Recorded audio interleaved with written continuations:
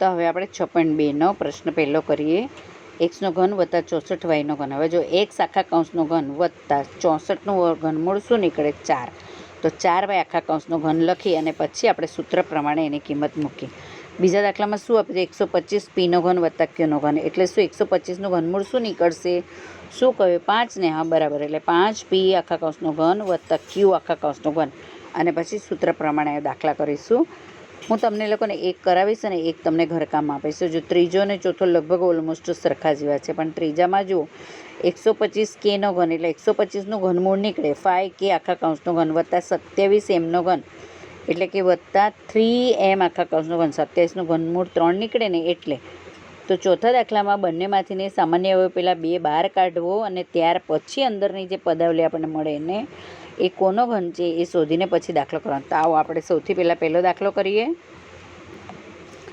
તો જો એનો ઘન વત્તા બીનો ઘન સૂત્ર લખીને પછી એ પહેલા કૌંસમાં a + b ગુણ્યા બીજા કૌંસમાં એનો વર્ગ માઇનસ ab વત્તા બીનો વર્ગ is equal two x + 4y પહેલા કૌંસમાં બીજા કૌંસમાં પહેલું પદ x આખા કૌંસનો વર્ગ ઓછા પહેલું પદ x ગુણ્યા બીજું પદ 64y 64y નથી 4y છે એટલે 4y વત્તા 4y આખા કૌંસનો વર્ગ square bracket close is equal to પહેલા કૌંસમાં x + 4y બ્રેકેટ ક્લોઝ પછી બીજા કૌંસમાં xનો વર્ગ ઓછા 4 × 4 xy વત્તા 4 × 16yનો વર્ગ.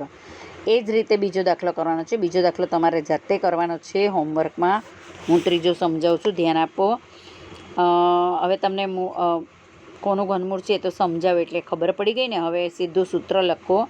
એનો ઘન વત્તા બીનો ઘન બરાબર એ પહેલા કૌંસમાં a વત્તા b ગુણ્યા બીજા કૌંસમાં એનો વર્ગ ઓછા ab વત્તા બીનો વર્ગ ઇઝ ઇક્વલ ટુ 5k વત્તા 3m પહેલા કૌંસમાં અને બીજા કૌંસમાં 5k આખા કૌંસનો વર્ગ ઓછા 5k વત્તા 3m વત્તા 3m આખા કૌંસનો વર્ગ બરાબર 5k વત્તા 3m ગુણ્યા બીજા કૌંસમાં 5નો વર્ગ એટલે પચું 25kની 2 ઘાત ઓછા 5 તરી 15km વત્તા 3 ગુણ્યા 3 એટલે 3 તરી 9 અને m ગુણ્યા m એટલે mનો વર્ગ. તો આ થયા એના અવયવ. આ જ રીતે બાકીના બધા દાખલા આપણે કરવાના છે. પણ ચોથામાં મેં તમને કીધું ને કે બંનેમાંથી સામાન્ય અવયવ 2 નીકળશે.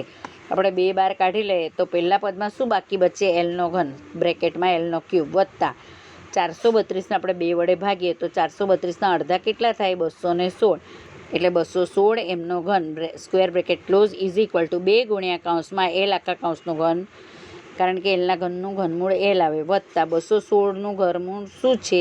6 છે. હમણાં જ આપણે આગળ દાખલો કર્યો ને એમાં મેં તમને બતાવ્યું હતું જો. એટલે 6m આખા કૌંસનો ઘન સ્ક્વેર બ્રેકેટ પૂરો માટે એનો ઘન વત્તા બીનો ઘન બરાબર પહેલા કૌંસમાં a વત્તા b ગુણ્યા a² માઇનસ ab વત્તા બીનો વર્ગ ઇઝ ઇક્વલ ટુ 2 ગુણ્યા સ્ક્વેર બ્રેકેટમાં પહેલા કૌંસમાં l વત્તા 6m બ્રેકેટ ક્લોઝ ગુણ્યા બીજા કૌંસમાં lનો વર્ગ ઓછા l ગુણ્યા 6m વત્તા 36mનો